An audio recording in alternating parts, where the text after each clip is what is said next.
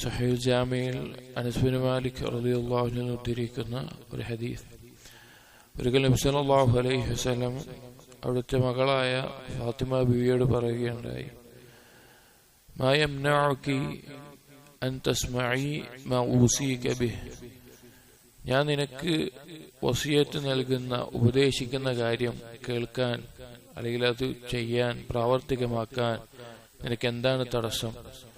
എന്നിട്ട് പറഞ്ഞു, അൻ തഖൂലി ഇദാ അസ്ബഹ്തി വ ഇദാ അംസൈതി, നീ പറയലാണ് രാവിലെയും വൈകുന്നേരവുമായി കഴിഞ്ഞാൽ, അഥവാ ഫജ്റിന് ശേഷവും അസ്റിന്റെയും മഗ്രിബിന്റെയും ഇടയിലുമായിട്ടുള്ള ദിക്റുകളുണ്ട്.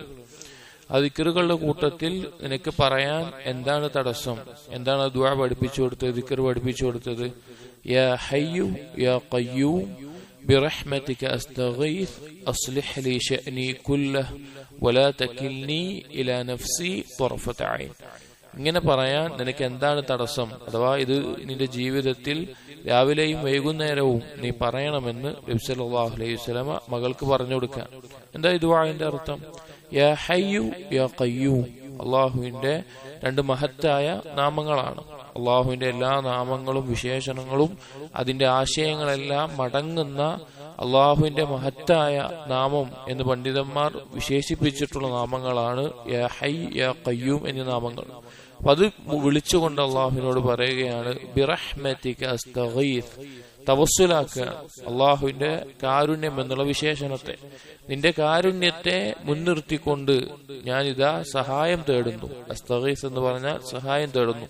എന്തിനാണ് സഹായം? അസ്ലിഹ് ലി ശഅനി കുല്ലഹു, എന്റെ എല്ലാ കാര്യങ്ങളും, എന്റെ ദീനും ദുനിയാവും അതുപോലെ തന്നെ എന്റെ വരുമാനവും എന്റെ ആരോഗ്യവും എന്റെ കുടുംബവും അങ്ങനെ തുടങ്ങി എന്തെല്ലാം കാര്യങ്ങളുണ്ടോ ആ എല്ലാ കാര്യങ്ങളും നീ എനിക്ക് നന്നാക്കി തരണം. കാരണം നമ്മളെ കാര്യങ്ങളെല്ലാം നന്നാക്കേണ്ടവൻ ആരാണ്? അള്ളാഹുവാണ്. അള്ളാഹു ഉദ്ദേശിച്ചാൽ മാത്രമേ നല്ല രീതിയിൽ നമുക്ക് മുന്നോട്ട് കൊണ്ടുപോകാൻ സാധിക്കുകയുള്ളൂ. ദീനാവട്ടെ ദുനിയാവട്ടെ എല്ലാ കാര്യങ്ങളും.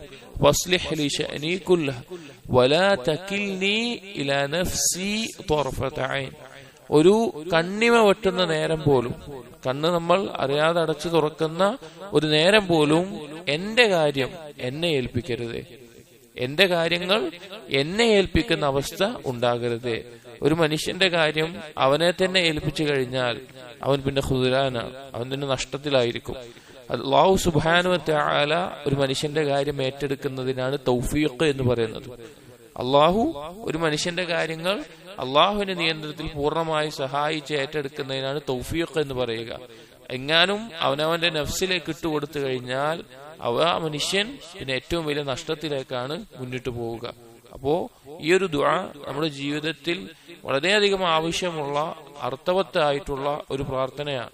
അത് രാവിലെയും വൈകുന്നേരവും പ്രത്യേകം പഠിപ്പിച്ചിട്ടുണ്ടെങ്കിൽ കൂടി അല്ലാത്ത സമയങ്ങളിലും നാം അല്ലാഹു സുബ്ഹാനഹു വ തആലയോട് ധാരാളം തേടേണ്ട, ചോദിക്കേണ്ട ഒരു കാര്യമാണ്. കുറഞ്ഞ നേരം, ഒരു കണ്ണിമ വെട്ടുന്ന നേരം പോലും എന്റെ കാര്യങ്ങൾ എന്നെ ഏൽപ്പിക്കരുതേ, എന്റെ കാര്യങ്ങളെല്ലാം അല്ലാഹ് നീ നന്നാക്കി തരണേ എന്ന് അള്ളാഹുവിലേക്ക് ആവശ്യക്കാരനായി നാം ചോദിക്കുക. അല്ലാഹു സുബ്ഹാനഹു വ തആല നമ്മുടെ എല്ലാ കാര്യങ്ങളും നന്നാക്കി തരുമാറാകട്ടെ.